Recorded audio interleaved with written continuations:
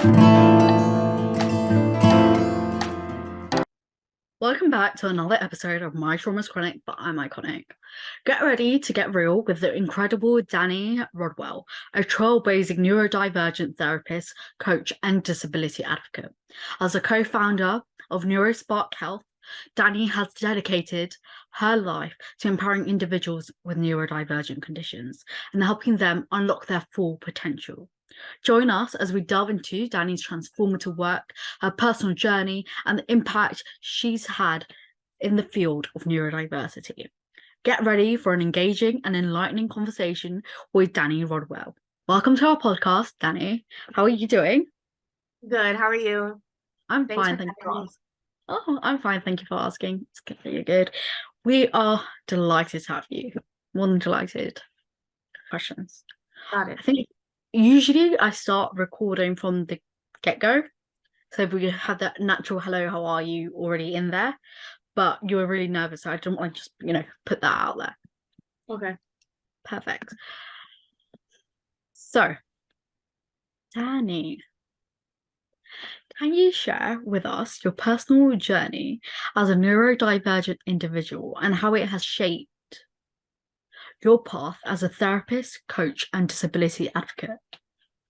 Sure. So I was experiencing a bunch of different challenges as a child, challenges conforming to the system, and those were labeled as behavioral. So, of course, I was in therapy and psychiatry from a young age, at which point they diagnosed me with a bunch of things: ADHD, bipolar.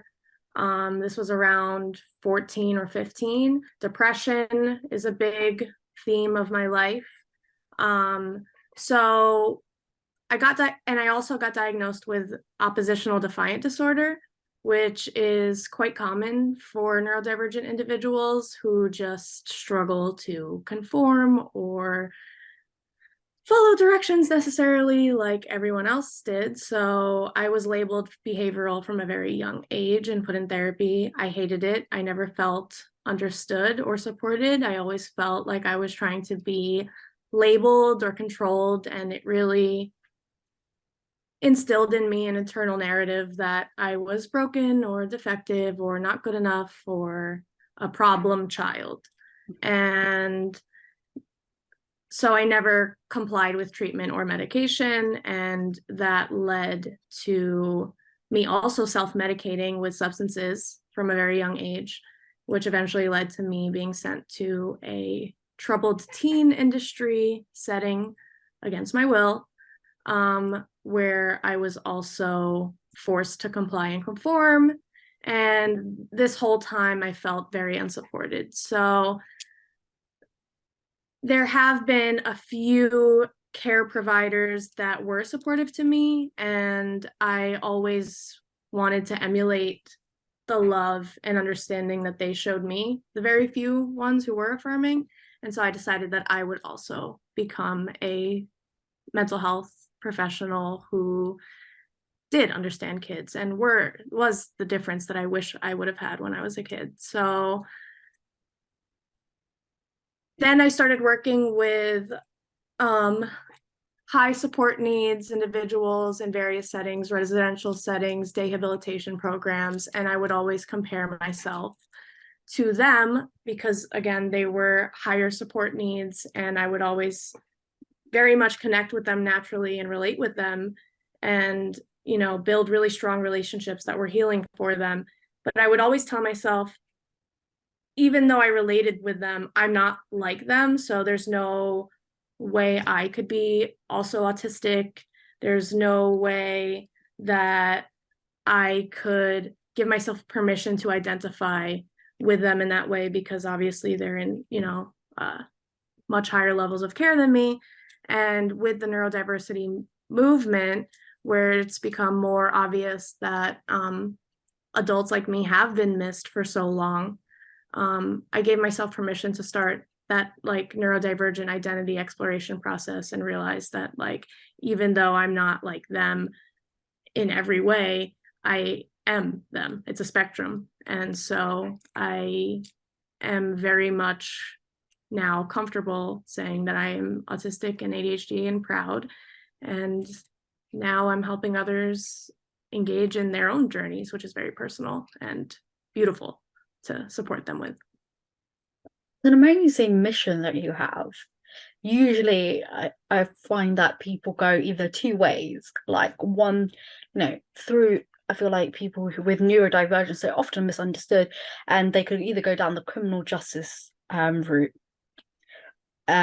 which, along the way would, sometimes create additional difficulties such as substance misuse, homelessness, and things like that. And then you've got the people that would go and help other people, so to be the person that they've never had. And it's amazing how, despite those difficult challenges, you have are you okay? Yeah. Okay, great. I just want to make Thank sure. you. It's okay. Oh shit. Yeah, despite those difficult challenges, you are making such a positive impact, and in a way saving the world one person at a time. Yeah, thank you. And you're right about the substance use and criminal activity. I was just like reading a couple studies about how much more likely, like especially people with ADHD, are to experience substance abuse. I think it's like at least half of us. And also the impulsivity leads to maybe criminal activities as well, which I can't say that I haven't been on the verge of in my teen years. But yeah, my mission now is like identifying, healing, and preventing those terrible outcomes that occur with unidentified neurodivergence. And I feel like, especially, in females, there's an absolutely outrageous number of people who are unidentified, who go through the cracks of the system, are struggling, and because they do not, present like the stereotypical white middle class boy, it is they have been they're failed by the system. They find it difficult to gain support, and they're just seen as, oh my gosh, she's really bitchy, she's really dramatic, she's really, oh my god, why is she doing that? She's attention seeking. Yes, I'm glad you said that, because I often think that like my unidentified autism has led to this like overly self-protective, defensive mode that I do kind of come across bitchy and like very fierce, but that was just a protective response. And Yeah, it's either I'm too bitchy or I'm too like shy and bubbly and naive, which also makes us very vulnerable to exploitation and abuse. yeah, absolutely. And being overprotective can be a trauma response, because a lot of people with neurodivergence often get bullied for being different, for being something strange, that weird, and get like really like sexualized derogatory terms thrown at us, like, oh my gosh, she's such a whore, Right. she's a slut, and stuff like that. And it's like, well, you don't know what's going on in that person's life. I know, with a certain traumas that I've gone through, that I was a survivor of, and experienced child sexual exploitation as well. And it's not the fact that she's a whore, it's not the fact that she's a slut. And like, it could be from your trauma, from finding, oh my god, this person's showing me love and care that not even my parents have showed me. This person's showing me what a relationship is like. Whether it is healthy or not, is somebody showing you attention, showing you love and care that you craved as a child. Right. And also with ADHD, you get that impulsiveness and that need, you crave that need of being loved and cared for. And you would go to, I know that at home, I've gone through a physically, emotionally, verbally abusive environment with my parents and my mother's brothers, who like lived there for from the ages of 7 to 13 until the police kicked them out, was sexually abusive towards me. And that I became a product of that environment. And I will be like, oh my God, this person's showing me love and care and attention. This person is not hurting me. Even though, with your autism, it's difficult to navigate what it is like, what the world is really like, Yeah. and what the dangers. How do you find that your neurodivergence has influenced the way that you see relationships, the way that you can be how being neurodivergent influence your relationships, both personally and professionally?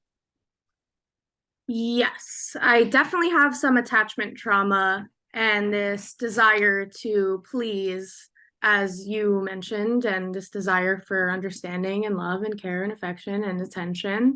And also the ADHD rejection sensitive dysphoria means that I've often had to battle with setting boundaries. If we're talking about just romantic relationships, right? Because neurodivergence affects relationships in a lot of different ways. But with, it's hard to necessarily make the right romantic decisions when as an autistic person, it's hard to read between the lines of what someone's intentions might be. I've gotten better at that with like really leaning into my own intuition and like my gut feeling, because although we may not be able to be the best at reading between the lines and really understanding what someone's intentions are, I do think that a lot of us can be very hyper attuned and hyper empathetic to like people's vibes and energy. So I am trying to lean more into that and just trust my gut. And also, in a way, it's kind of taken me up and over, because now my default is to automatically like not trust a lot of people. So I'm okay with that. I'm safe with that. And that's how I go about it. Um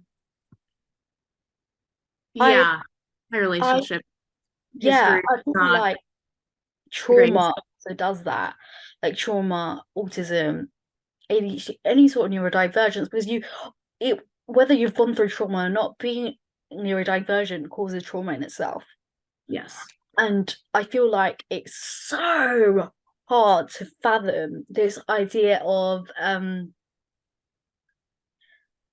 oh shit, fuck, what were we talking about? I forgot. Oh my God, what were we talking about? Do you remember? Trusting people? Oh, Not trusting people. Yeah, thank you. Trusting people is really difficult. And like sometimes, majority of the time I'm satisfied with the fact that I am not able to trust someone, because that keeps me safe. That right. keeps me safe on what's happened in the past. And I can kind of like, empathize with the idea that, what, I'm fine with this. Yeah. And that's kind of what I tell my clients too. Like, we're not supposed to trust everyone. We need to be a little bit critical of who we allow into our spaces and who we feel comfortable unmasking around. That's another thing. Like, I see a lot of conversation about like, oh, like, especially in the autism industry, like it's time to take off the mask. But like, I think that's a little toxic, because we can't implore somebody to take off a mask because we have no idea if they're safe or comfortable to do so. And it's okay to be able to have criteria around who I'm going to unmask with, who am I going to trust with this information. Maybe I should filter some of this stuff so I'm not a target. And so I'm very big on unmasking on your own terms when you're safe, especially for Black and brown people of color. Unmasking is a privilege. Definitely. And people don't understand, when I've unmasked, I've trusted you. Yeah. So you need to respect that, because like it takes a lot. like some people that you get that instant connection up with, and within like seconds you're unmasked. Some people, like my parents, I've lived with them for 14 years and 7 months.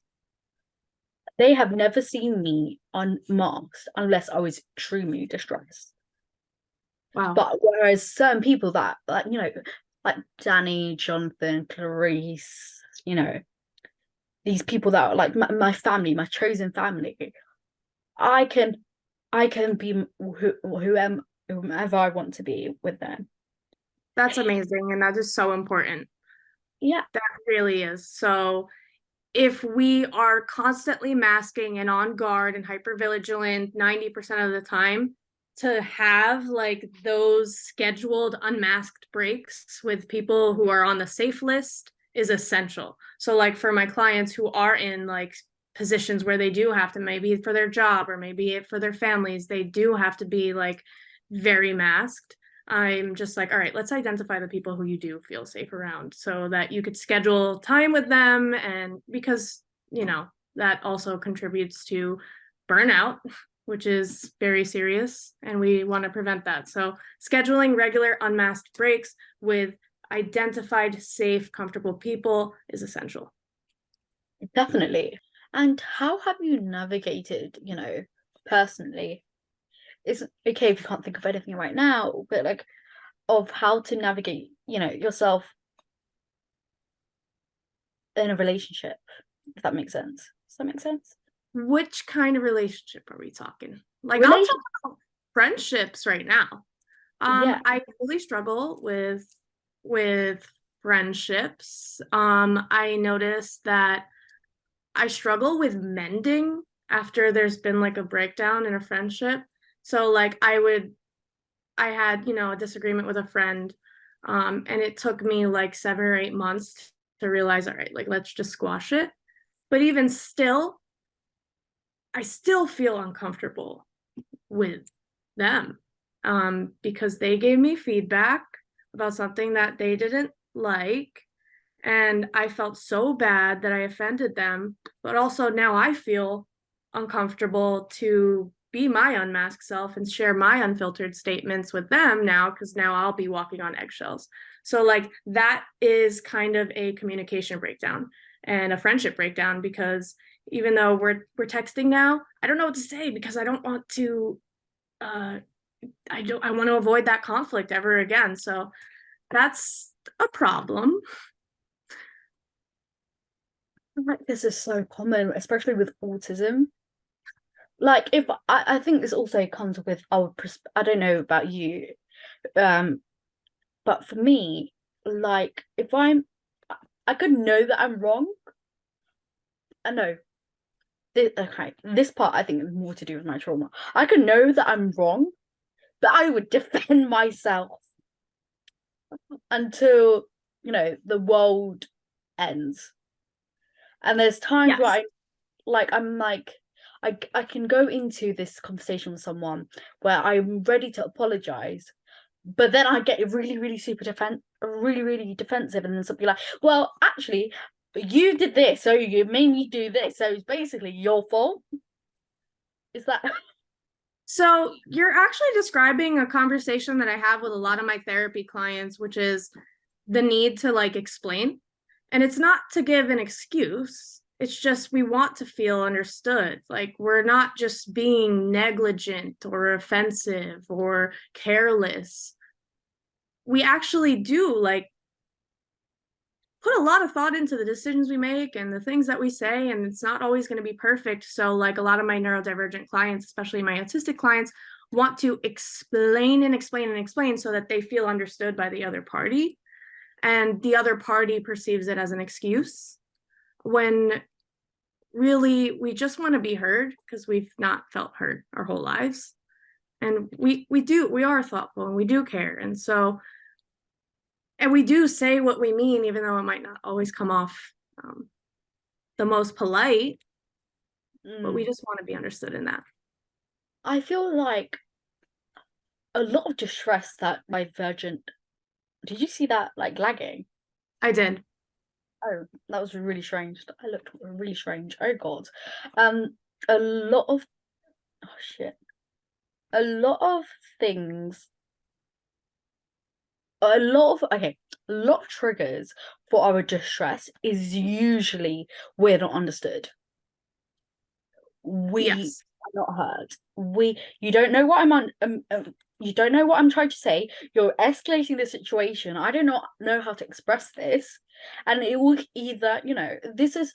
I feel like a lot of people, especially with autism, suffer with emotional dysregulation, which causes a lot of, you know, either physical aggression or verbal aggression or stuff like that. And that I feel really strongly about this. I feel like children, I feel like up to the age of like sort of 25-ish, I feel like people like 25 if you have additional needs, but 18, 25, I do not think a child could be naturally violent or naturally aggressive.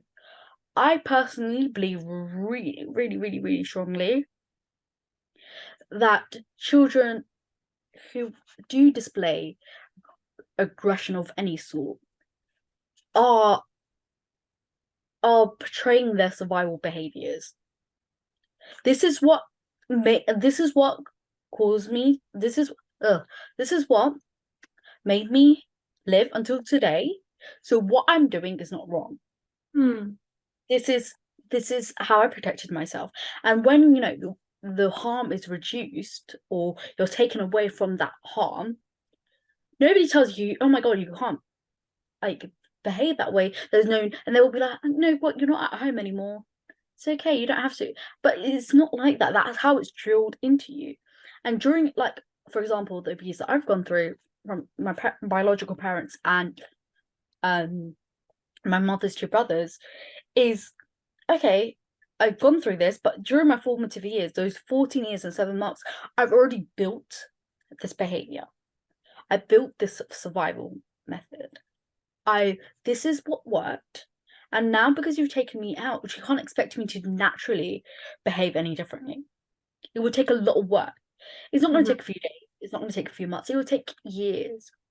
And after you've developed those survival strategies, and then let's say you went into a school system or a whole nother system of care, you're carrying all those survival mechanisms and all that trauma. And the staff member at that certain facility just thinks you're behavioral for no reason and you need to be controlled, and they don't get it. So I do agree with that. I agree that all behavior is communication, and children and adults don't just go to like aggression or outbursts. Like, I feel like usually it's not right away. It's after they've tried to communicate over and over and over again in safe ways that they're not okay with what's happening. And finally, they need to escalate that behavior to actually be taken seriously, because we all be like I said, all behavior is communication, and we communicate that things are not okay over and over again, and eventually we do have to take it to the next level because we're frustrated and we're scared and we're uncomfortable and we've been bottling this up the whole time. Definitely. And like, it's like a baby, right? A baby will groan or do whatever when it's hungry. And when you're not noticing these subtle changes in their behavior or their communication, then they start crying. And then they stop crying.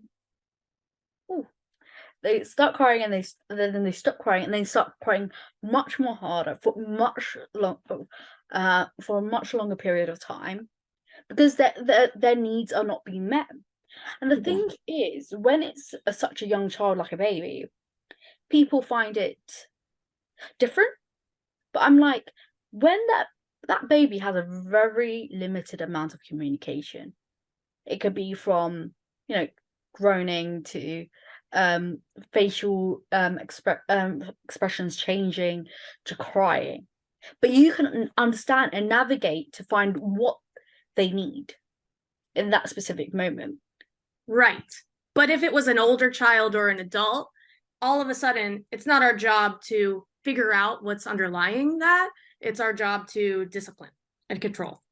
So I agree. You're making a really good point about babies. Like when a baby is asking for something, we become like detectives. Like, what is this baby needing and what are they asking for? And what can we change to help them feel more comfortable? But all of a sudden, like as we grow up, it's now like discipline and not trying to address the underlying need. And I feel like it's that case until you either get Alzheimer's and dementia.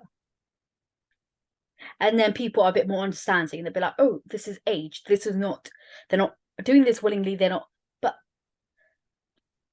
Alzheimer's and dementia, there's variations in the brain. Their brain has changed. So it's a natural variation. It's not a variation in a good way. It's a variation in the fact that their health is deteriorating. Mm-hmm. But no matter what the variation is, you need to understand there is a variation, there is a need that's unmet, and it needs to be met as soon as possible. Right. And that's exactly the case with neurodivergent individuals. Absolutely. And I don't know why is it so hard to fathom. And it's like, there's been like instances where I would see this people, either when I was in an education setting or when I was in the thing, and this person is getting distressed, and I'm like, and they're all wondering, oh my God, why is this person getting distressed? And I'm like, well, you just caused that. Yeah. If you weren't here and if you didn't say certain things, it was usually like senior management, people who make the decisions. And I'm like, if you didn't take the time to understand, this is what's going to happen. Yeah. And it's so obvious to me, like when I was working in, like I said, like group homes and day habilitation settings for, neurodivergent people with complex support needs, it was so obvious to me that they were getting dysregulated in these tiny moments over and over and over and over again, that it was almost predictable that they were going to have like a behavior or an outburst or a meltdown or a shutdown, because those little tiny moments were completely ignored. And they were just tolerating it for so long that now it's a crisis, when we could have just like addressed the underlying issues. So like maybe their pants are uncomfortable, or maybe the light, which it was ironically in that setting that I was working with, the fluorescent lighting was out of control for me. What do they expect? We could prevent this situation by addressing these little moments of dysregulation and just supporting regulation in general, so that it doesn't have to get to that level. But unfortunately, again, we are ignored and not taken seriously for very long, extended years and years. Yeah, we are sensitive. Die, really. Yeah. That's the case. And you know what's really, like, for me is really fascinating? It's that these little changes is so obvious. Yeah. But because you haven't taken the time out to learn those sort of subtle changes, spend time with the individual, it's just so crazy. I can't fathom the idea of that. I think it's obvious to us because we have that lived experience and we just get it. But what's sad is that a lot of professionals, most professionals, really just don't get it. And so they're doing harm daily without even realizing it. And I like that you're saying that it's so obvious, because to us it is, but to them, they're completely clueless and they're just approaching. I'll be honest with you. I'm like, if that's your job and you have not noticed that you're doing something wrong, darling, it's time for you to get another job. Yes. Go work at Tesco's. Agreed. Well, that's going into, like, at least in my setting that I was at, the qualifications to work there were very minimal. I think you just needed like a high school diploma, no experience with neurodivergent individuals. The turnover, the pay is low, very low. The turnover rate is very high. The burnout rate is very high. The support from leadership is also lacking. So unfortunately, yeah, our most vulnerable people are in the care of non-neurodivergent affirming like professionals. I find it really like, can I be honest with you? I feel like, wait, I have a question. You know this group living situation that you were talking about? Was that accommodation specifically for neurodivergent individuals? Yes. And Yeah. those stupid, Disabilities. Yeah. and so the stupid, I was going to swear. I'm going to swear anyway. So these stupid fucks thought it was a good idea to put fluorescent light there. Yeah. There's fluorescent lighting, and I would literally go into work as a therapist doing group therapy with other neurodivergent adults like me, and I would shut down, and I only went once a week. The rest was remote. I would shut down for hours, if not days, after attending that space. They're subjected to that every single day. And that's when they become more reclusive. Yeah. That's when they it's a little bit hopeless. Yeah. Absolutely outrageous. It really is. And I like, it's a problem when me as their therapist is dreading the situation and needing days to recover, and they're exposed to it every single day. So the amount of stress, and that's just the lighting. Don't even get me started on everything else, but that's just the amount of stress that we and they are just constantly under, that we're just tolerating, is unbelievable. I feel like, especially working with those with high level of complex needs, I feel like, people know what they're getting into when it comes to the pay, but it's going to be terrible. But at the same time, you need to be compensated properly for your hours that you're putting in. It's mentally draining. It really is. There's so much. One day it could be as quiet as the night, and other days it could be really, really loud to the point where you're screaming your head off, like loud as in like it's busy. Everybody's getting distressed. Everybody's distressed at the same time. And you know what? The biggest group setting I've ever lived in is 2 people. And if I'm saying this from only 2 people, imagine if there's more. Yeah, and wow. Can I be honest with you? I do not think people with high levels of complex needs, because I want to open up care homes for individuals with high level complex needs. I would, yeah, I do. Oh, that's amazing. You would do great with that. I support you. Oh, sorry, I don't get emotional. This is strange. No, but that's beautiful. That like. Oh, thank you. Yeah, you're gonna kick it. I would never place more than 2 individuals in the same setting. Okay, that's good. Yeah, because I don't think they're going to thrive. I don't think they're going to learn like life skills. And I feel like if you have a high level of complex needs, I'm an individual with high level complex needs. There are 3 people with me at all times. I have adults. Do you know what adults is? No. So it's DOLS. So it's a deprivation of liberty disorder. So that means people deprive your liberty at any time if they believe that you or others or the property is at risk. So that's either through restraint or locking the front doors, or for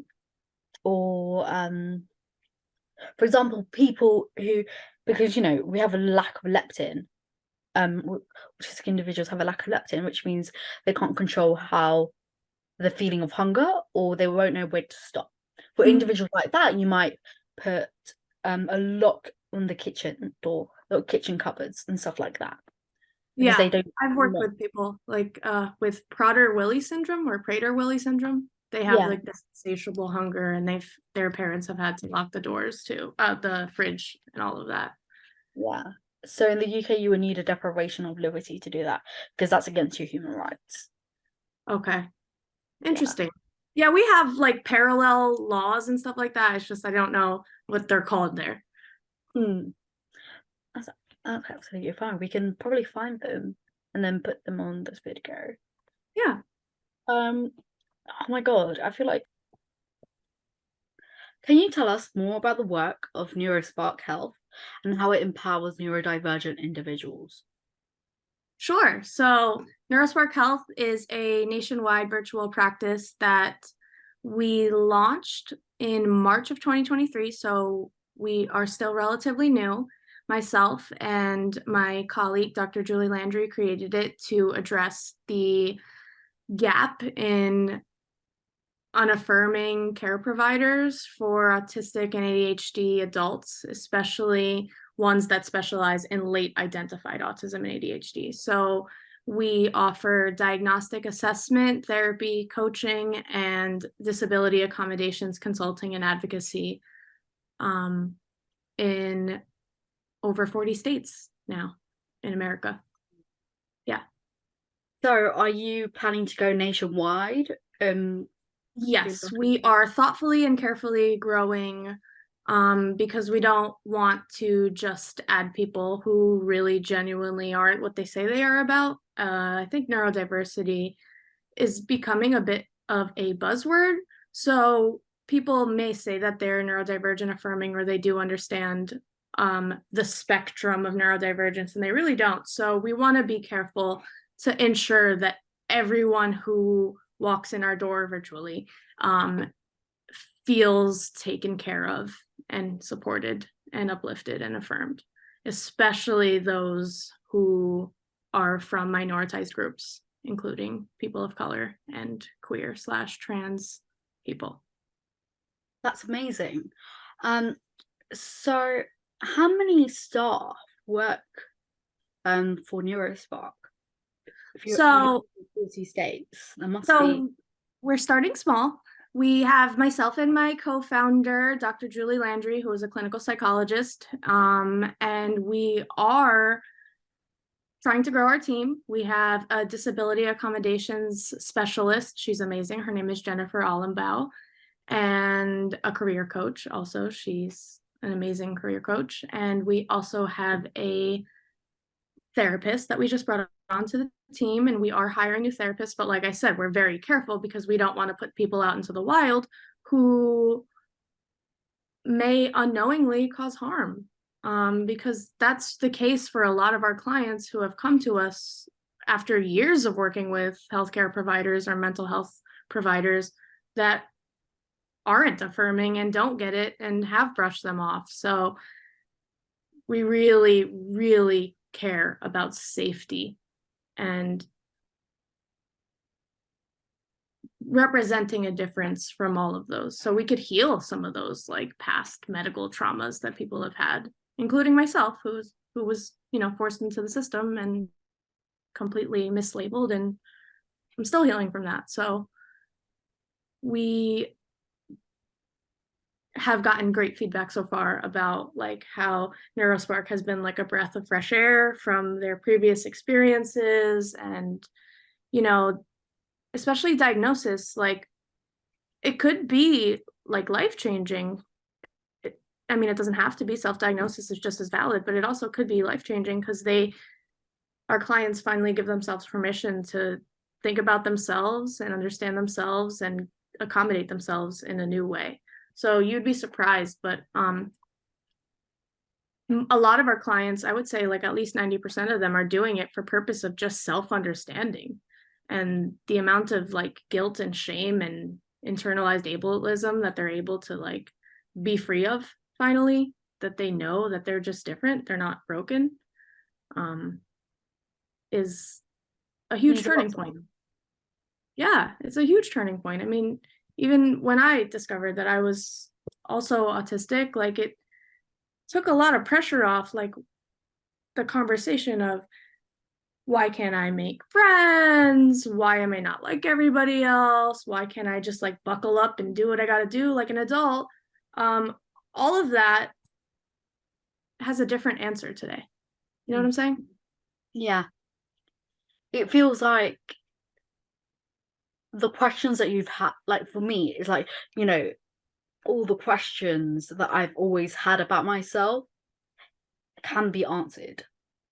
And you know what's really great is it's not always the case, but like most of the time, if I don't understand a bit about something and somebody's like, "Oh, it's your autism," I can just do a simple Google search, be like, "Oh, that's what it is." Right. This is familiar, which I feel like neurotypicals can't do. The whole Yeah. world is designed for them; they can't have everything. So, Yeah. That's the case when I started learning more about pathological demand avoidance. And so when I was able to rewrite my narrative that I was telling myself, that I was told to me that I was oppositional defiant, um, now I know like this is actually an experience of pathological demand avoidance, and I just like don't like being forced to conform to other people's expectations, and I reject other people's expectations. and like I feel like everybody, like, very much intentionally or not, wants people to conform to the societal norms, but it's not always easy. People think it's out of defiance, but it could be out the fact that you don't understand. Like for me, like my defiance comes from the fact that I don't understand, or can't comprehend why this is needed. Mm-hmm. And So being able to I'll give you an example. When a workplace expects an employee to attend all these social events and like the Christmas parties and like this and that, that's looked at as not participating or not being like this like super jolly social employee. It actually reflects negatively on your performance, which it shouldn't, right? I mean, I have brilliant clients who are like software engineers, but they don't want to go out to lunch with their coworkers, and that is interpreted as like lack of willingness to participate or perform in their job. it's not part of the job description. No, it is not. And it's like, and I don't know, like about social, everybody's social capacity is different, but mine is very, very low. Like I can spend like half an hour with someone, and like even that is a bit too much. I can have like sometimes I can be spend like hours with someone, but the next day I'm going to be completely tired, and I'm going to have ADHD paralysis, and I'm going to be very much very shut down and very introverted. Well, I hope you don't feel like that from our conversation, because I definitely don't. I'm getting energy from this conversation, and that's another thing. Like, yes, my social capacity is really low, but then I realized it's lowest with neurotypical interactions. Like, I noticed that when I connect with other neurodivergent people, I actually feel good after, and I don't feel so drained after. And that was like a light bulb moment where I'm like, I need to pay attention, like I said, to my intuition and to what kind of interactions give me energy and what kind of interactions drain my energy. Because those don't deserve your attention. Yeah. So, I mean, even as a therapist, I mean, it's ironic that like my social battery is very limited as a therapist because my job is talking and listening, but even I can get very talked out and very listened out. Like I can't even listen to, my partner comes home from work, tells me a story. At that point, I'm just like, my brain cannot process any more information. And that's not me being uncaring. It's just me understanding how my brain works. And that's a perfect example of like reframing with this knowledge. You know what I mean? Yeah, definitely. I feel like it's like I rather you understand me. Like, so when I'm ready, I can give you 100% of my attention and not just 10. Yes, exactly.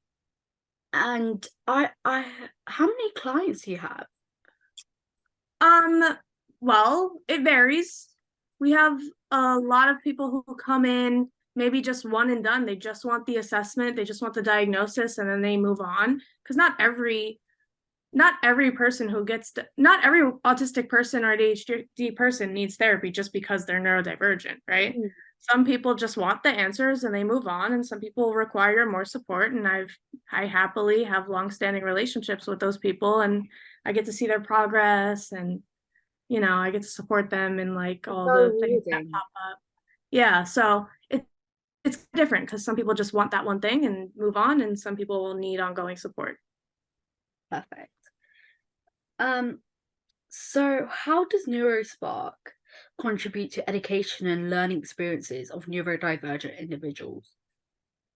So we do offer professional consultation for other providers who want to be more neurodiversity affirming or like reframe the way they work with people. So we are all about educating other providers. I recently contributed to a neurodiversity affirming handbook that I'm really excited about. I was like a contributing author to try to educate people in the school systems on how to be more affirming. We're available for the community if they just have questions, like even if they don't want to pursue services with us, like if they just have questions or they need a referral or they need some guidance and support or some free resources, like I'm all about that. Like I love when people ask for our guidance because that means that they trust us. And so I make myself available to anybody who's even listening to this podcast who needs some guidance or support or education. That's absolutely wonderful. Can you share any success stories or inspiring? No, before that, sorry. In what ways does NeuroSpark Health assist neurodivergent individuals in finding meaningful employment opportunities? Okay, so that's one of our major services is career coaching and again, accommodations services. So we often deal with people who, like I said, have entered an intense period of burnout and they hate their jobs and they're ready for a transition. And we have an amazing career coach who supports people doing exactly that, realizing what's not been working and highlighting their strengths and identifying what their capacities are and trying to find the right fit. I think actually it just comes down to trying to find the right fit that's sustainable and works with their brain. And hopefully, I mean, we called NeuroSpark NeuroSpark because I know, and hopefully you also follow me on this, is that there's a special spark and like a phenomenon that happens when we find our way and we find our rhythm and we are able to feel safe and supported enough to channel our strengths and contribute.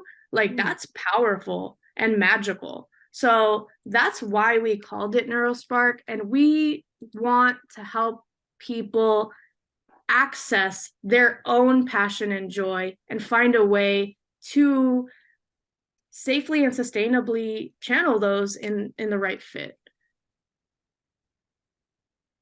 And we also work with like a lot of career transitioners too. Like even myself, like I'm somebody who transitioned away from 9 to 5 traditional salaried employment to like entrepreneurship, which is actually the case for a lot of our clients.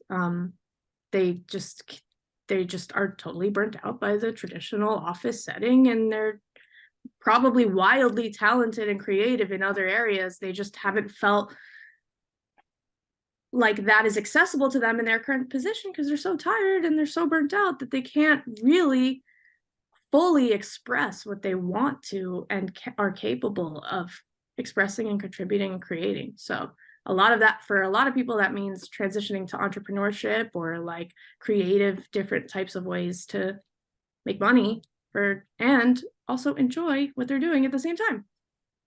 Perfect. Almost all of our clients that we have supported have reported progress or like major milestones that they've been able to achieve after receiving our services, such as a lawyer who decided she didn't want to practice law anymore and went on a whole journey to find herself. And she's very happy with her decision to leave that chapter of her life. And we have another client who decided to pursue accommodations at a university that she's been working for 30 years. And she finally wants to stand up for herself and be recognized for her work and be able to do so sustainably. We also have a client who's just recently gotten out of this period of shutdown and is applying to jobs on his own terms. So all of those are success stories in different ways. That's amazing, because everybody's, self-actualization needs are dependent on what they want, what they need, what they like to see themselves in 5, 10, 15, 20 years time. Right. Or even just surviving now. Like, that's a success, actually. Yeah, that's very true. Like, being able to survive the current world and the current stressors, like, that's a major success. That's not easy. Yeah, even when you wake up, even when you wake up, get out of bed, and it's like, oh my God, I actually got out of bed. Yeah. It's like, oh, such a massive thing. What sets NeuroSpark Health apart from other organizations working in the field of neurodivergent empowerment? What sets us apart is that we are a fully neurodivergent owned and led space.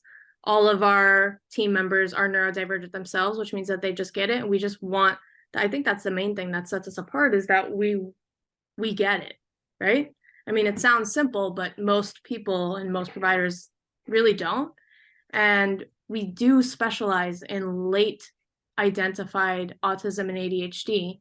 And we have several of our team members who are also late identified. So what sets us apart, again, is that we are very sensitive to the underrepresented traits of neurodivergence, especially for minoritized groups.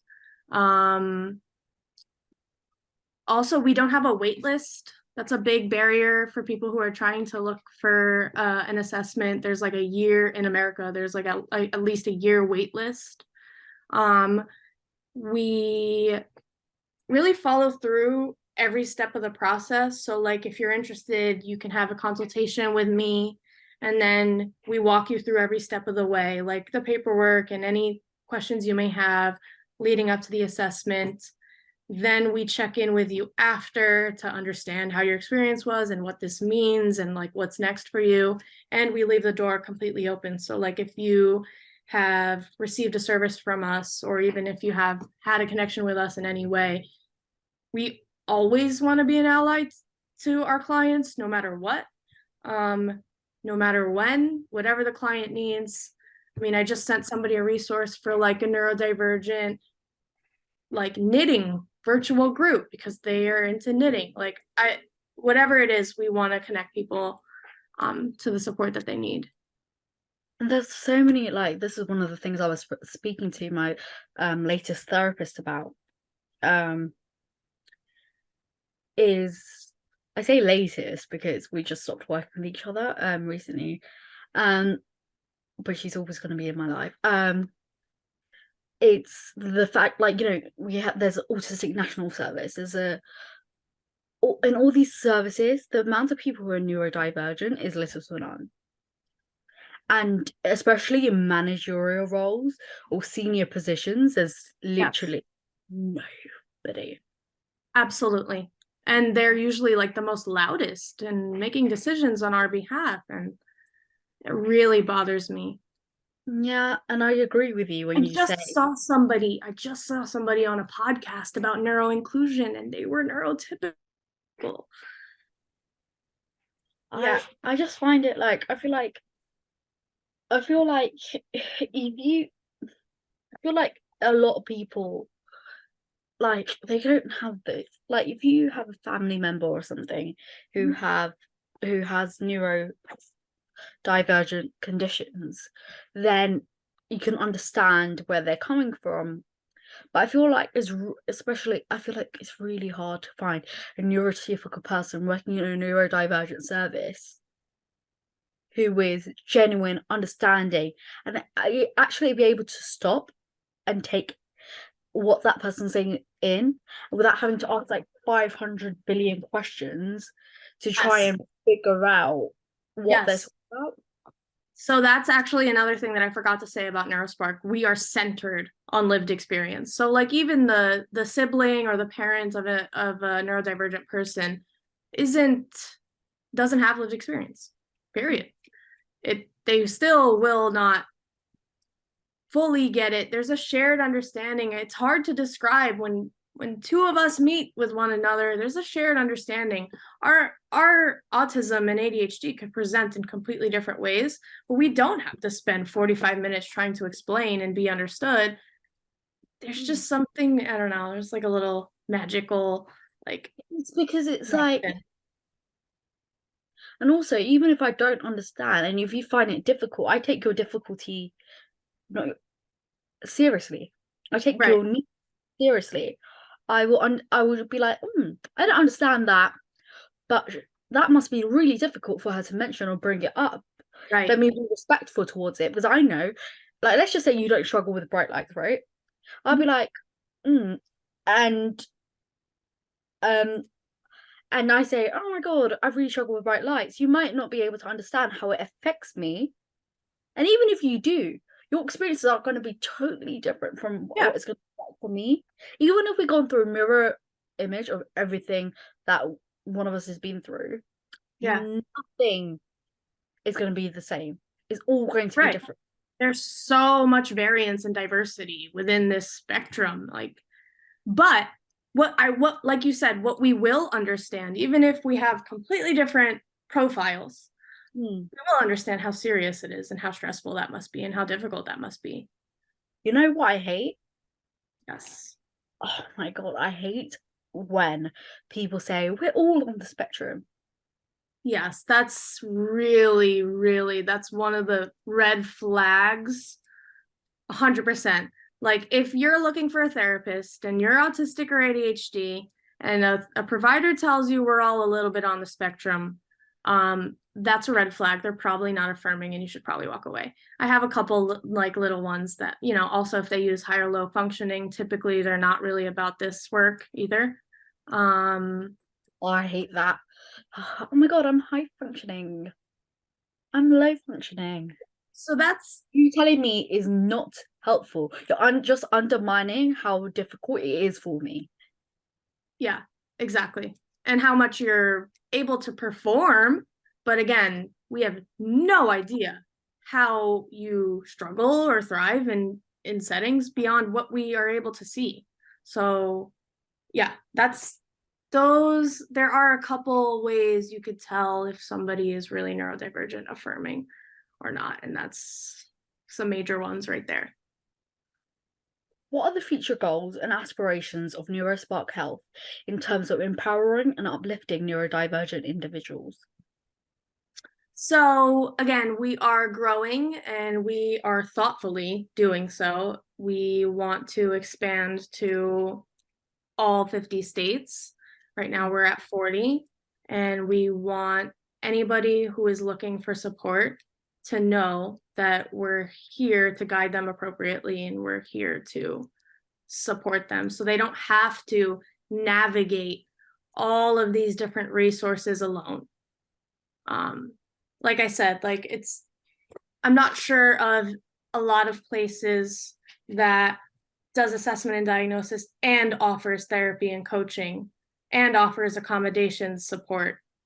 So it's really full circle, and it's just more comprehensive. So we just want to become more comprehensive and, address the gaps of the community, and continue doing so. There's always work to be done in that. Amazing. How do we're now going to move on to, intersectionality.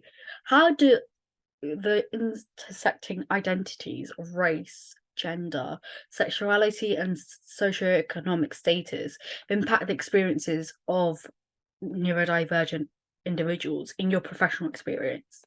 Mm-hmm.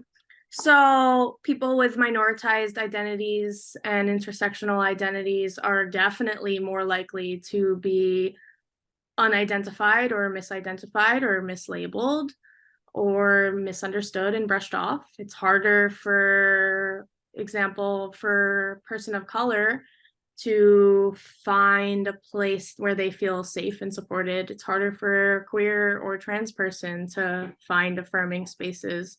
That we often get written off.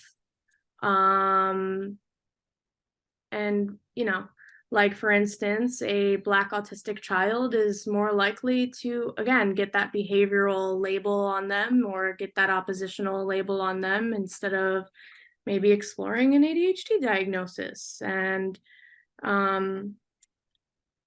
intersectionality plays a huge part. Also, like representation. So I was explaining to you before that I am a Pakistani American woman, and I don't often see people like me.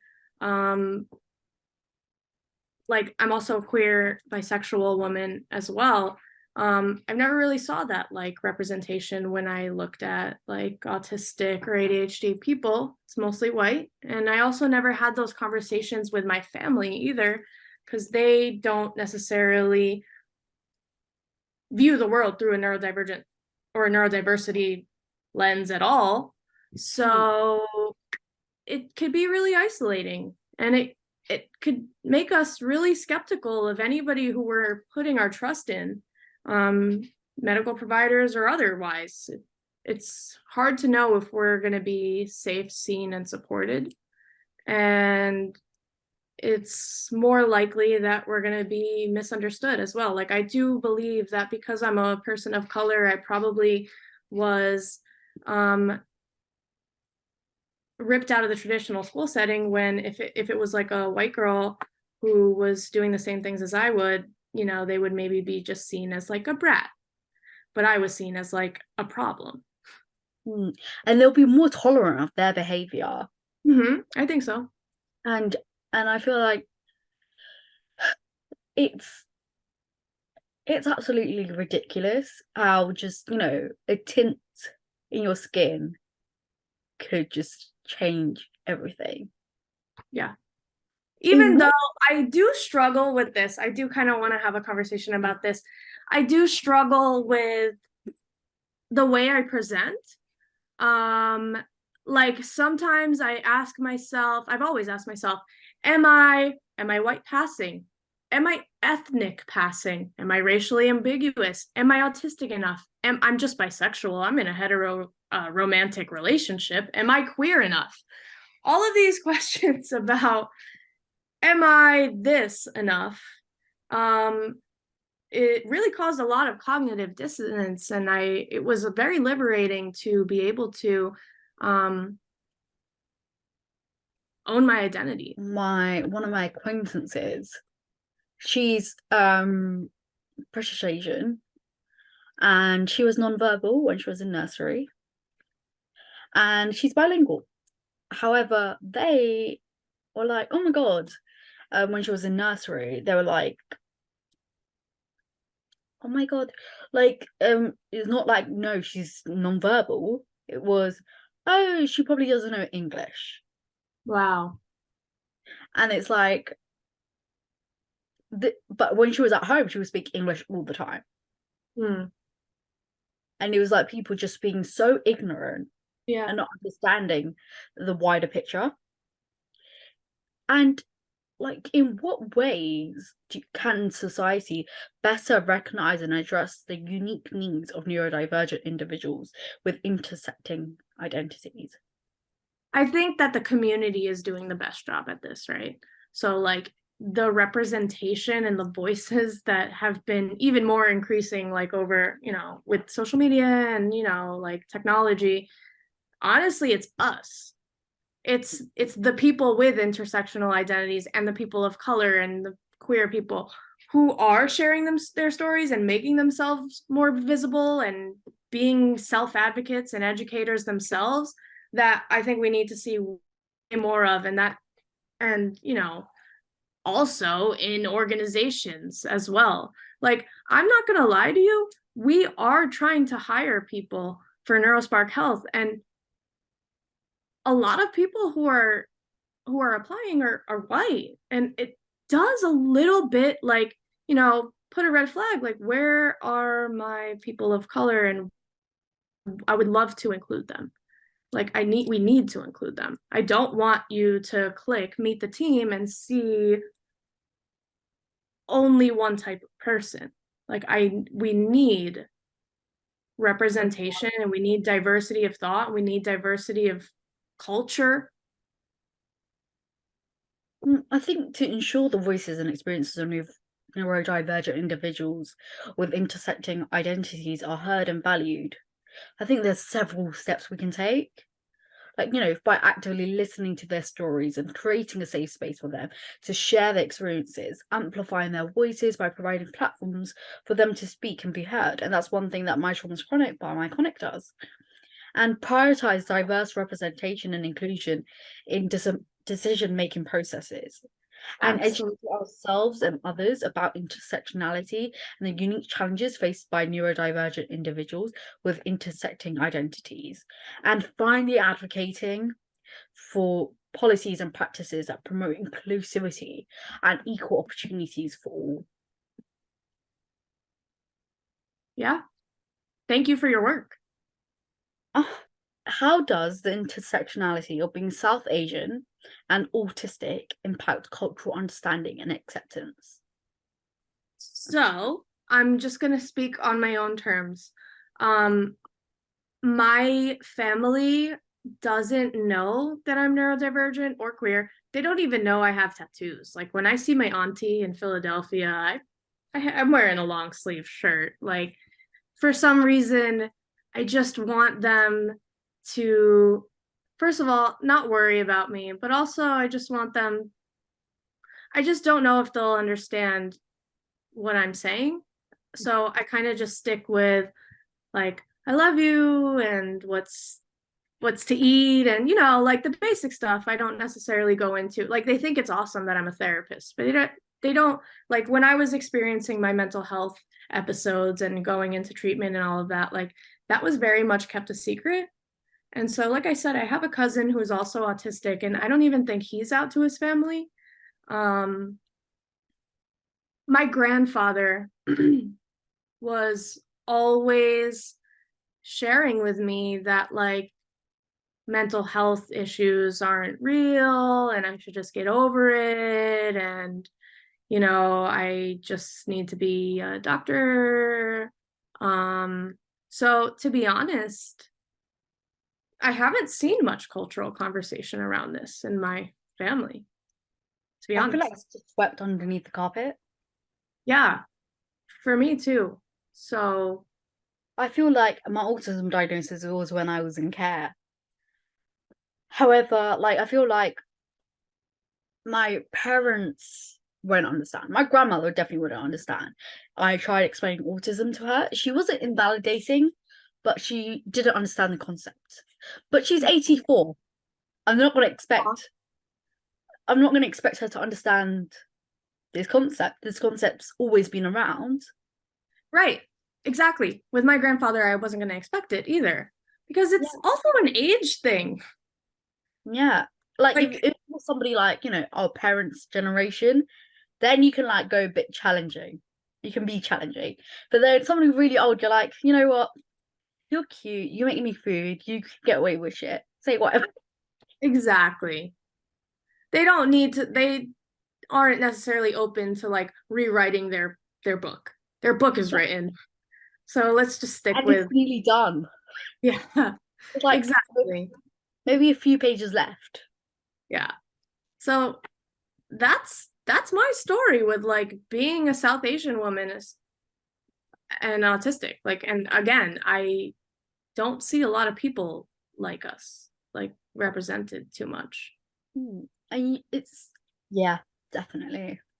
Are there any specific cultural stigmas or misconceptions surrounding autism within the South Asian community, do you think? Again, from my own experience, it has been. I don't know that I could like speak to everyone else in the culture, but from my own experience, it's really just not talked about that much, or maybe not like seen as a priority. I mean, I think what's most important in South Asian cultures is like the external like Right? achievements. Yeah, like the achievements really. I mean, like the education and the family and like how your house is, like, What you that's, do?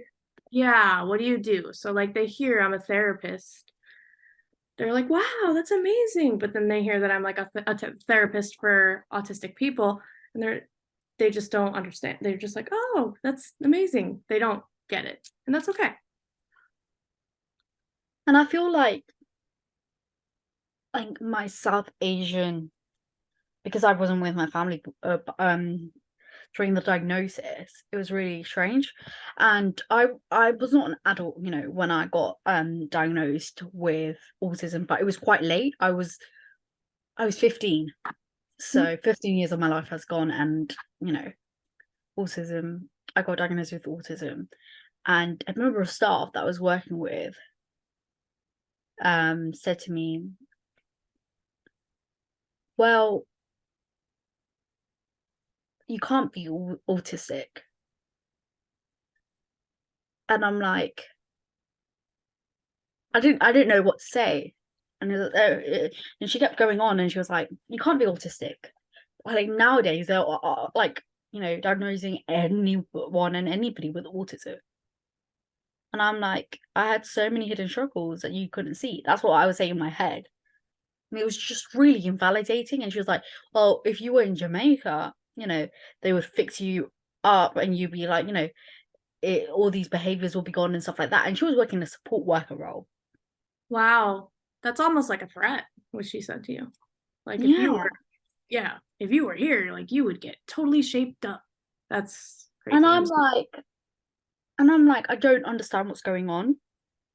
Because I felt like, oh my God, like the diagnosis was such an uplifting moment, which just got quashed.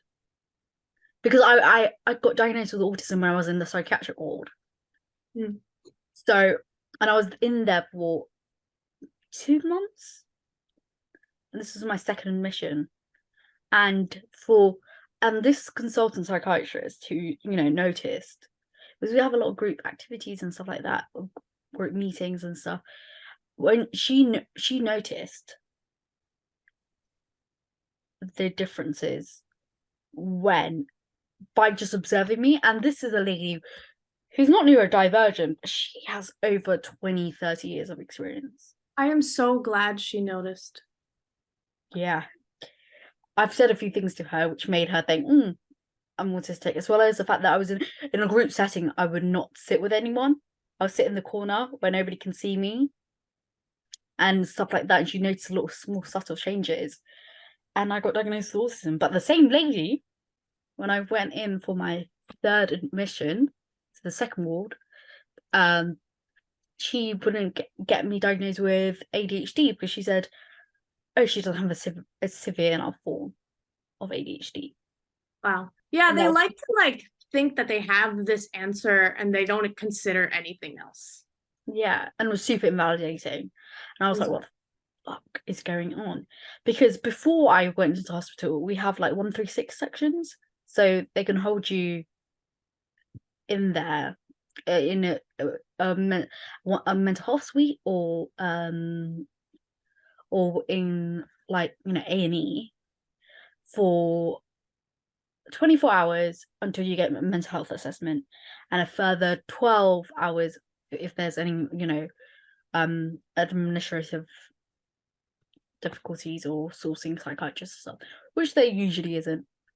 There really never is. But when that happened, one of the co-psychiatrists that was working with the psychiatrist that diagnosed with autism came to see me. I didn't know that. She was not new to the job, but new to the role in that position. And she was like, you know what? My mental health difficulties is what made her think that I had ADHD. And her and my care coordinator, my sort of psychiatrist, Monica, she made sure when I came out, she was like, make sure I got onto the medication. She made sure I understood what was going on. And she was so cool. And I feel like everybody needs somebody that was going to be there to fight. Yes. That one person makes a huge difference. Yeah. We could have 30 people who don't get it, and then we have that one person who does see us for who we are, and God, that makes our day. Yeah, it is. And one thing I wanted to add about the South Asian conversation is very positive. with disabilities, like it's not very pathologizing, and that's like also a good thing. When we talk about disabilities and neurodivergence, they're not overly pathologizing. So what they do is keep it in the family and support the person, and just, that's a family member. Maybe they're different, maybe they have different needs, but that's, again, they keep it in the family more than Yeah.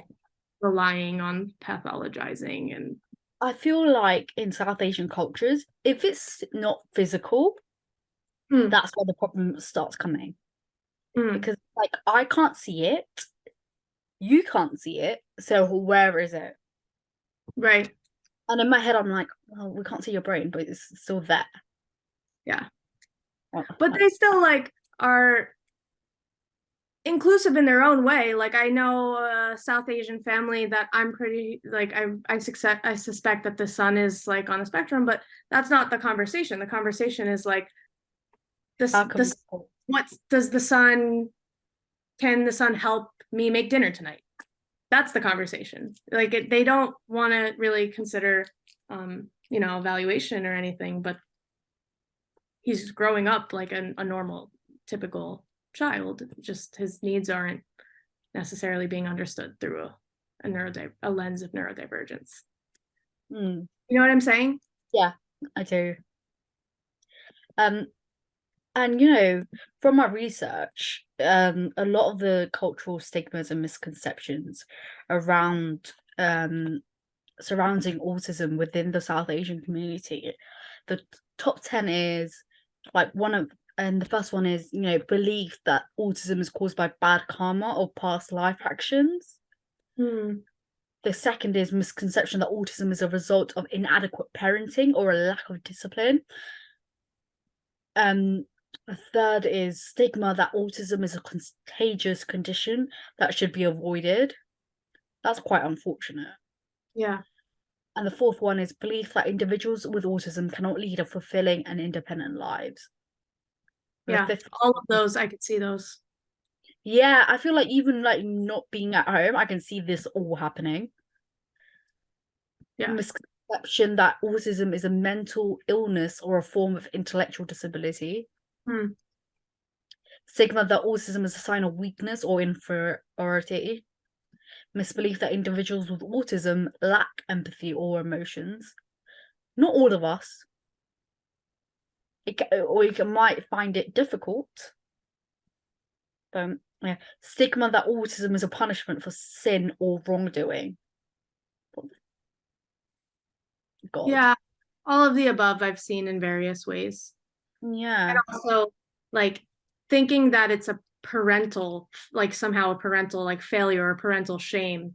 Like if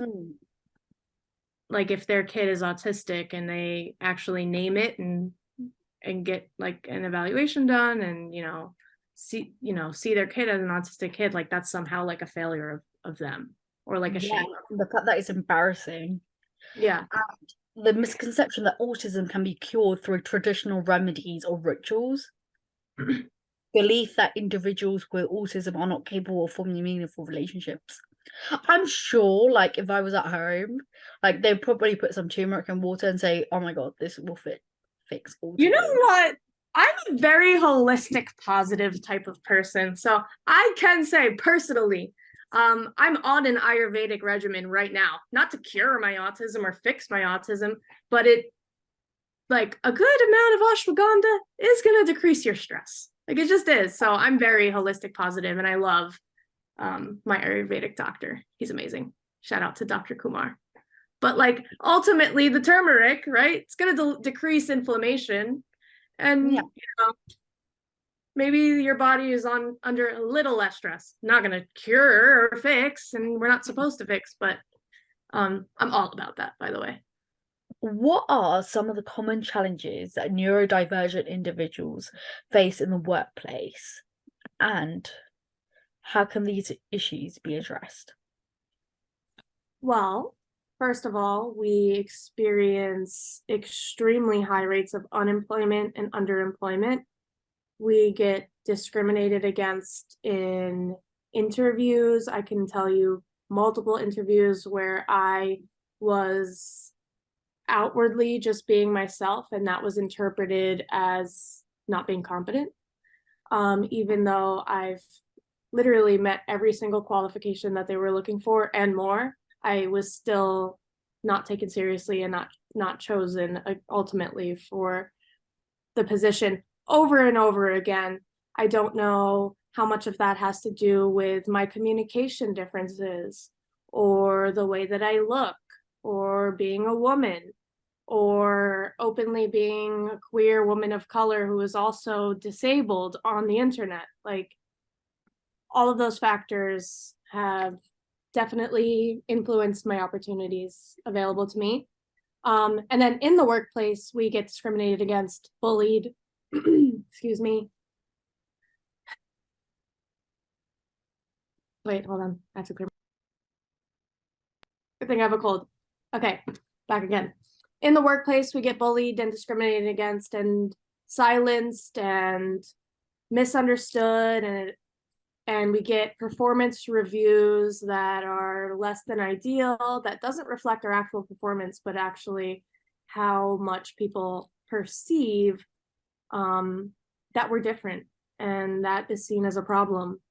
And so I've had to also leave very toxic workplaces, even in the autism space. When I was working full-time within the disability community, I still faced a lot of challenges and utter disrespect also, which was really upsetting, because you're supposed to be in the industry, so why is our professionals and staff who are disabled facing like all this disgusting treatment? And it's absolutely awful. And the fact is, it's like, I feel like if you have autism and or any sort of neurodivergence and you want to be considered for a job, you need to act quite shameful. And that might help you get the job, or might help you get to the next round, but it's not like a guarantee. It's like people want you to be like, oh my God, like what the hell is going on with that person? Like, why is she not ashamed? And Shameful. And you know what? I don't care. I will never be shameful in an interview or in any other space, because if they feel like what is wrong with that person, then I'm glad that they didn't move me forward, because I don't belong in those kind of spaces. But I will never be shameful about in a job. Actually, as you should. All these difficulties that you've faced, and reflecting on them, can you provide examples of what an organization can do to foster a supportive and inclusive environment for neurodivergent employees to thrive in their careers?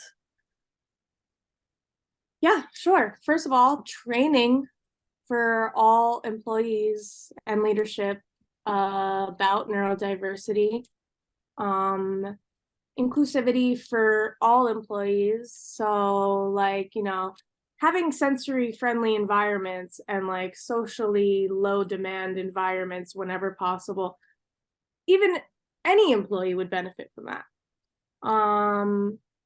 Not expecting someone to, okay, I can give you concrete examples. So an area where I really struggled was meetings.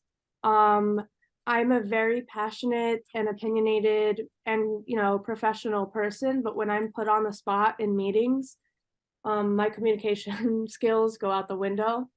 Kind of like this podcast, but kind of feel like my communication skills go out the window when I'm put on the spot. So when people would ask me to contribute my thoughts and opinions in meetings, I would kind of freeze up and get really anxious and not be able to articulate how I really feel about the subject or what my true ideas are until like later. I could write a whole thesis about it, because written is my preferred form of communication. So that's something that would have benefited me, not being put on the spot. And even though I didn't receive or request formal accommodations, formal accommodations are a way to ensure that you can continue to do the work sustainably. So if I did request them, I would have definitely requested the written modality versus verbal any day. prioritizing mental health and mental health days and not expecting like these like 150% productivity days constantly, and just respecting that someone's ability may also waver day to day, and including their productivity. Not expecting eye contact. Please don't approach me when I'm on break or in like making a coffee in a break room. And my worst nightmare would be for someone to come and make small talk with me. I would literally time my bathroom breaks so that I don't run into somebody in the bathroom or in a coffee room, because like it's Overwhelming. yeah, it's overwhelming. The whole social expectations of a job I really, really struggle with. And so I guess to make a workplace more inclusive in terms of that social aspect, like reframe and reduce your expectations that your employee has to like participate in these like conversations or like these happy hours outside of work or these Christmas parties or whatever it is. That doesn't mean that we're not like an active, engaged employee. That just means that we're not trying to be like fake friends, because honestly, like the workspace has been so like fake to me in many jobs that I've had. I don't know about you, but I feel like from my experiences, people are being very accommodating, and to get access to those, you know what? I'll tell you an example. I'm going to call them out. I don't see any point of hiding them. Because I'm like, other people are probably experiencing this too. So there's this. Have you heard of the organization called Mind? I think so. Yeah, it's amazing organizations. They're lovely, amazing to work with. And then they have unregulated sort of little small mind settings. And I was going for a job interview. I got the job from this CV. And then I asked for some extra time to process the questions and not to ask very broad questions. Because it was just, yeah. And they said, no, we can't do it because it's not fair on the other employees. But and then there's this organization. You're not allowed to say that. Yeah, but the thing is, I was like, oh my god, like you know this from our conversation before we started this podcast, that my mind will think, oh, am I not allowed to have that? Is it, Yeah. And I called up this organization that will help with workplace I don't know what they call it, like legal advice regarding the workplace or like interviews and whatever. I called them and then a lawyer advised me they can't do that. I got back to that person with what the lawyer has said, and they were like, no, we can't do that. Because it's not fair on other people. And I tried to explain that I had a disadvantage. Like, people with neurodivergence automatically have a disadvantage. Right. We're there and other people are there. So for me to be there, I need these accommodations. Exactly. It's not like we're there and I'm there. You're saying it's not fair to the other people. It's already not fair for you. Yeah. So how do we make it fair? Exactly. It's like if somebody was in a wheelchair, you'd be like, a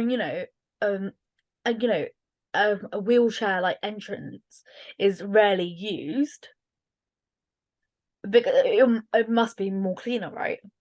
So then you would be like, oh, why is I'm walking and I'm actually touching the ground, so why is my pathway not clean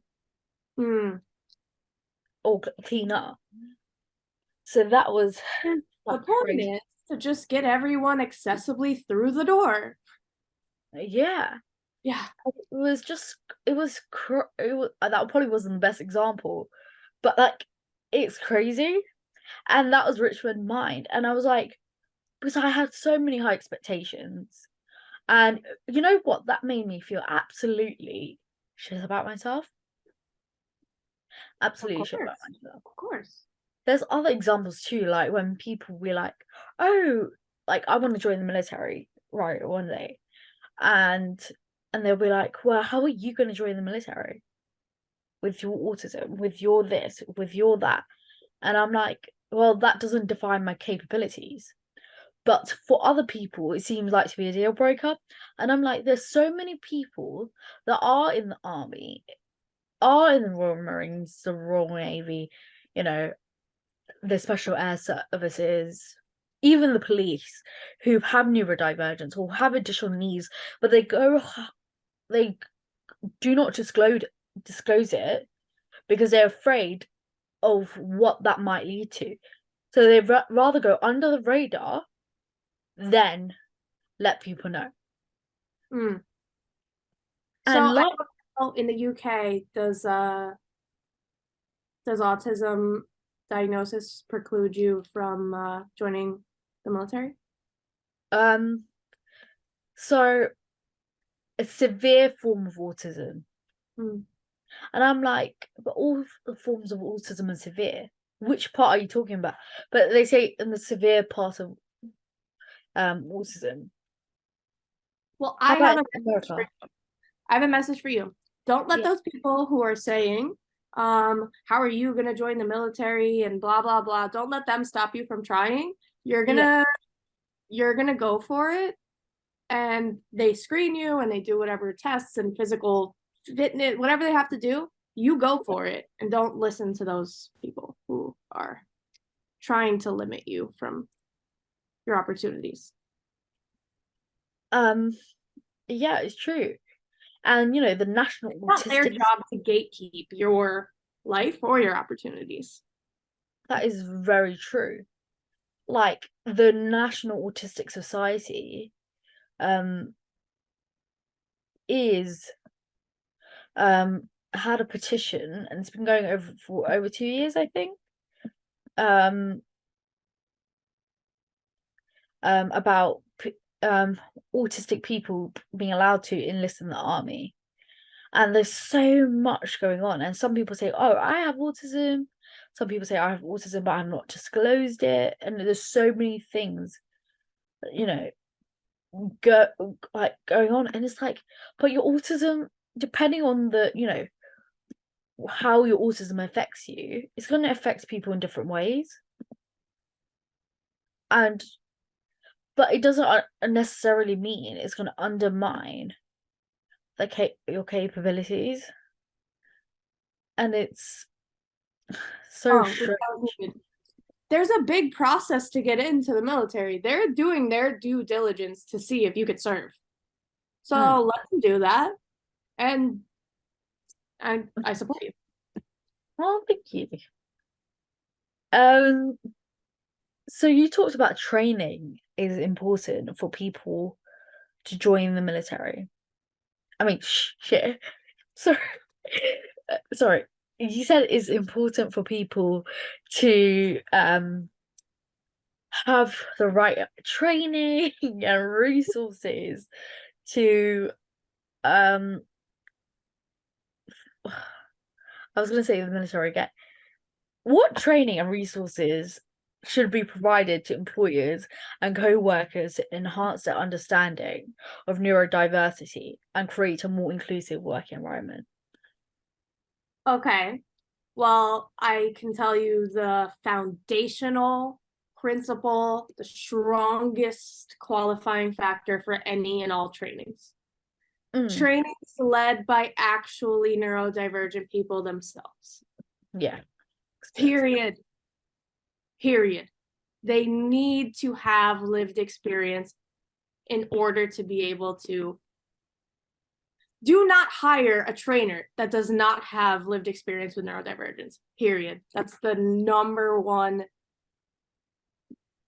problem that I have, that I see in some of these trainings, that where there's neurotypical dominating people dominating neuro inclusion talks and trainings.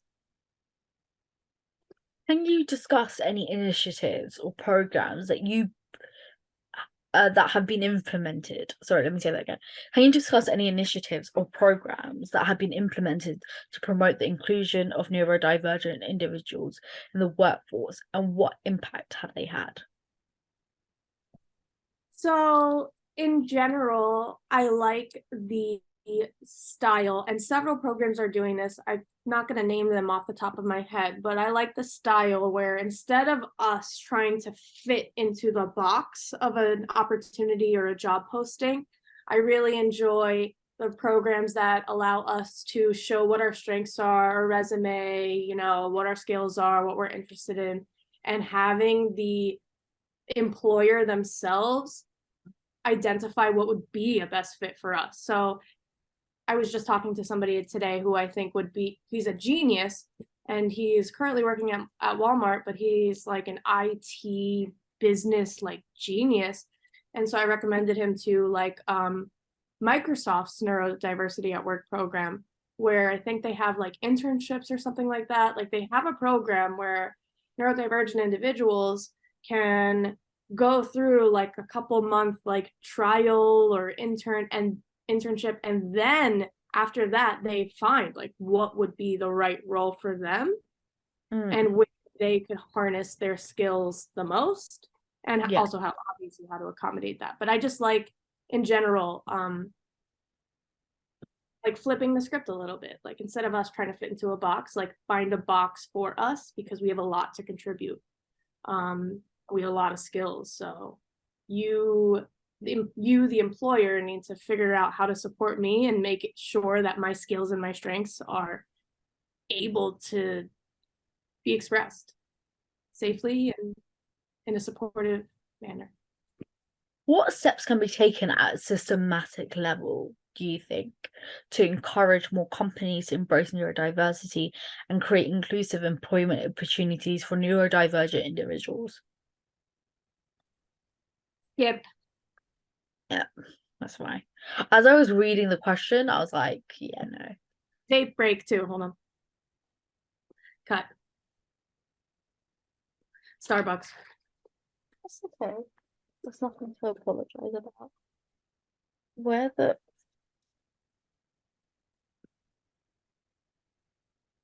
I like the answer to my last question though.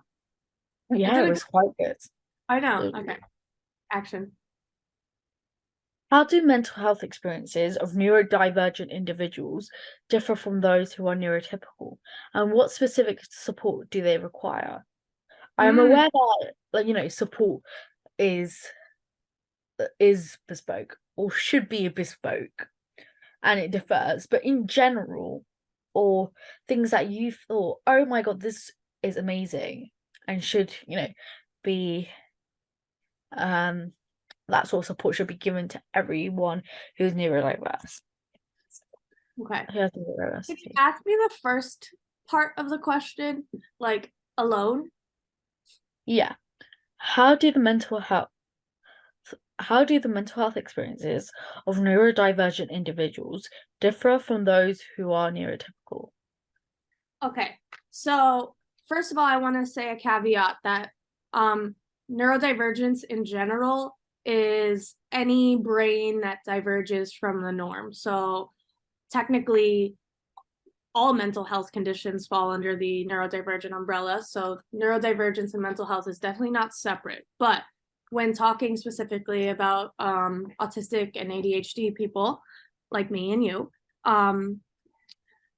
we are at a huge risk of a lot of coexisting mental health conditions, including anxiety, depression, very high vulnerability to trauma,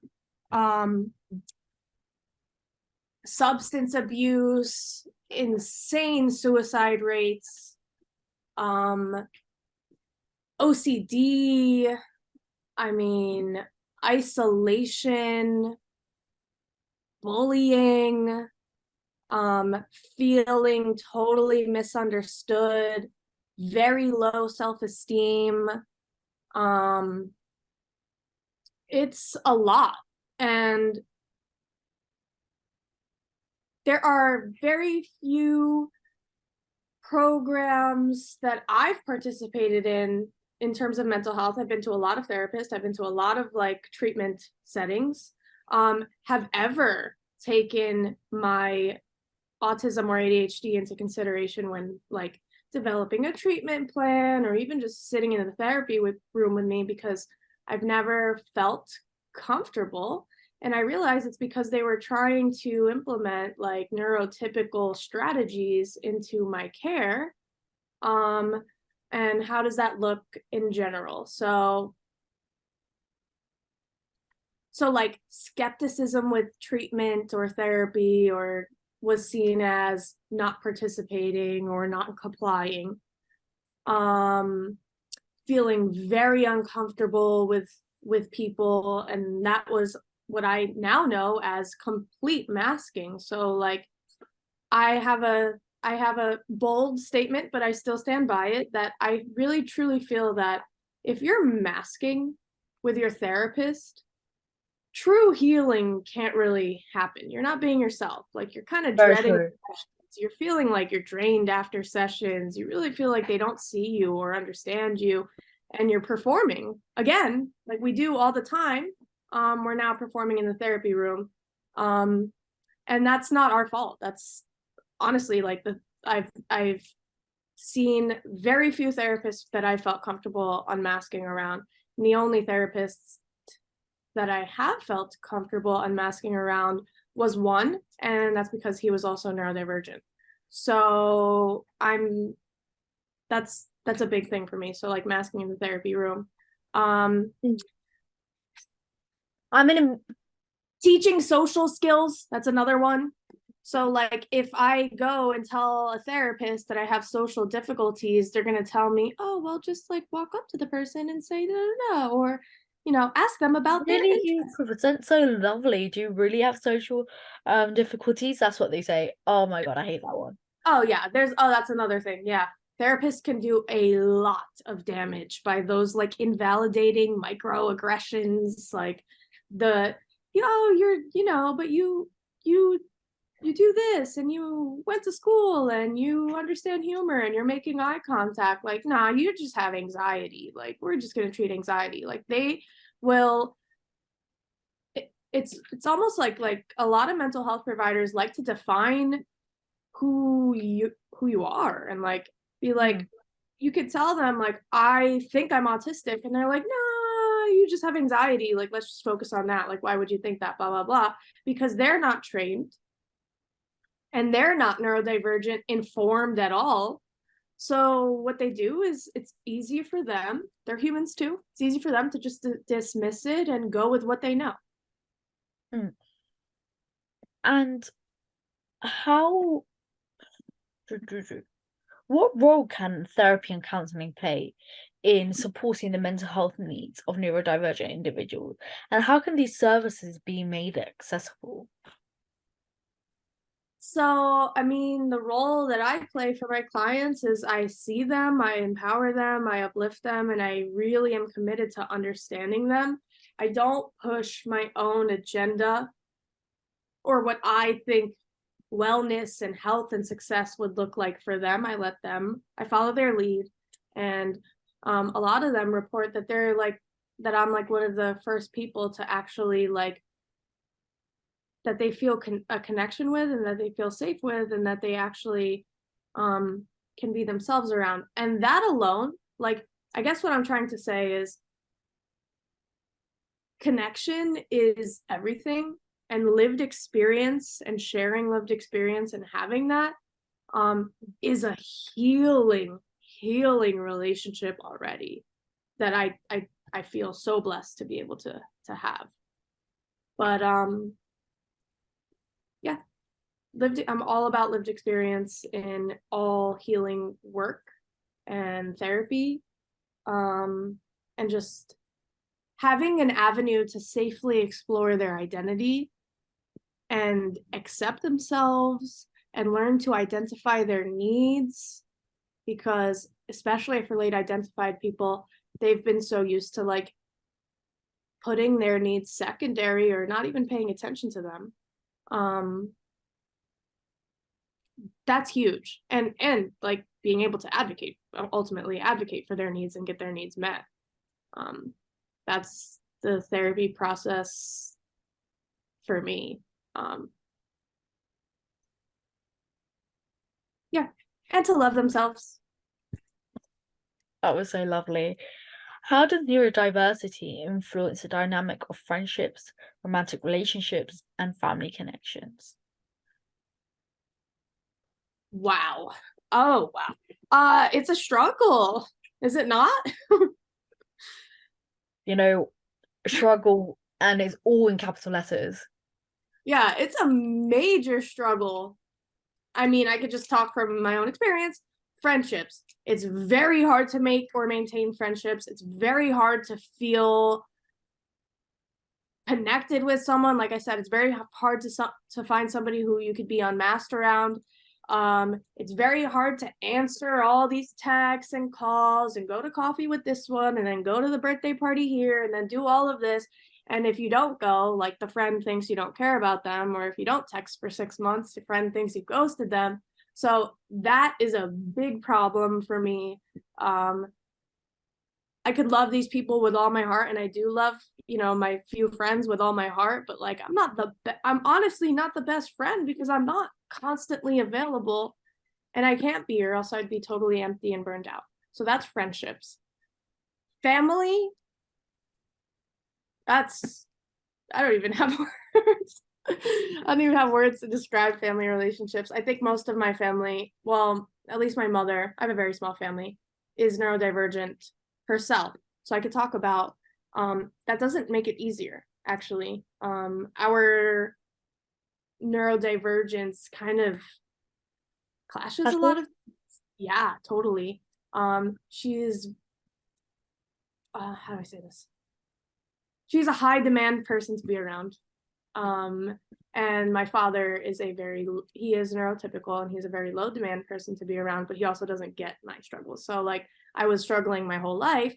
And he's just like, just don't, what do you have to be upset about? It's fine. Don't worry about it. And it's easier said than done to say that.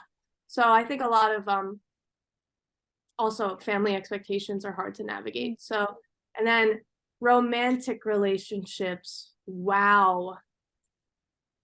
That's another big struggle.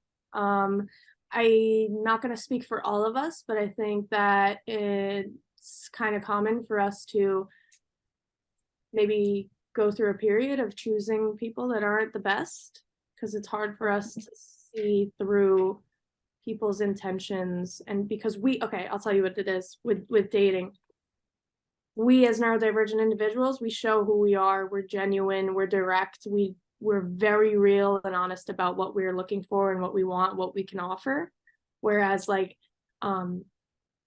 dating partners, like, who are probably like neurotypical, they'll show you what you think you want to see, and they'll be the best version of themselves, and they'll be like charming and engaging at first, and we can't see through that.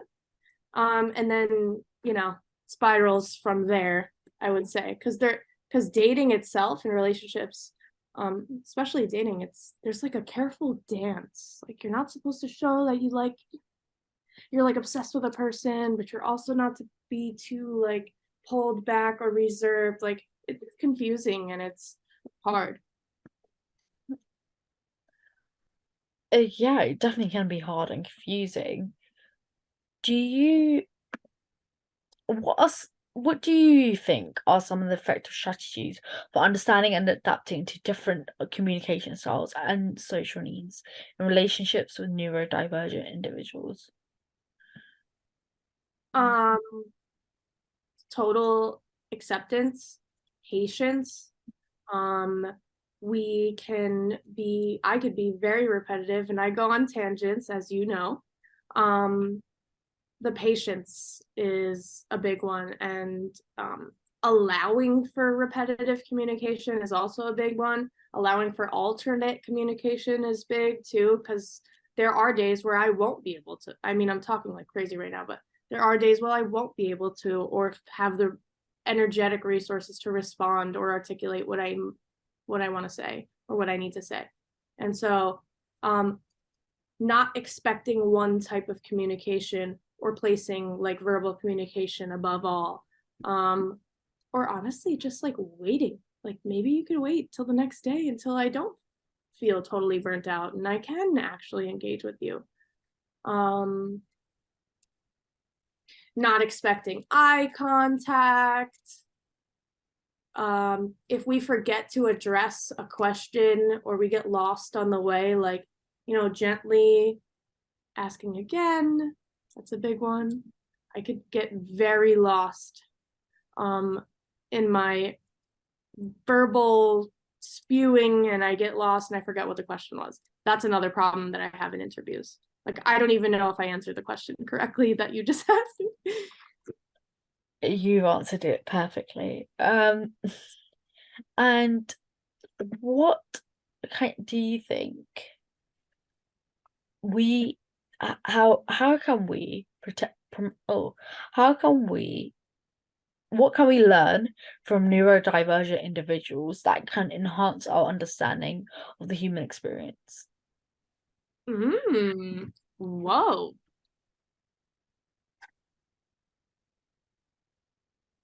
Okay. Wow. That's deep. Can you say that again? Yeah. How can neurodivergent individuals, no, wrong one. Sorry. What how can okay, what can we learn from neurodivergent individuals that can enhance our understanding of the human experience? That is one of my favorite questions of all time. Thank you for asking that. That's a beautiful question. I think we could learn a lot. Passion, creativity, innovation, the way that we're able to just meet one another and just be kind, like be accommodating to the other party. So I can meet another autistic person who has a totally different presentation on the spectrum than me, and we have totally different communication styles and anything, but there's somehow just always this like grace that we give each other. I canceled yesterday on you and you gave me grace and you were kind and patient and understanding. And I think that's a big thing. Like, I wish that we could receive that same kind of acceptance from everybody else. And I think a lot of people could learn from that.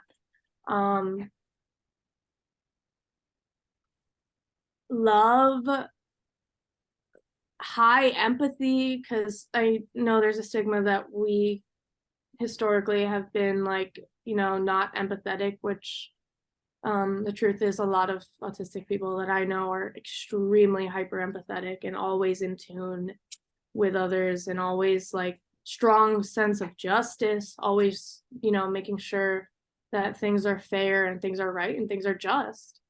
I mean, color, like I always just say this, like neurodivergent people on all ends of the spectrum with all types of support needs just add color to the world. Like, you're just dope. Like, I genuinely would prefer to be around mostly neurodivergent people on a day-to-day basis, and that's just because they're Definitely. dope.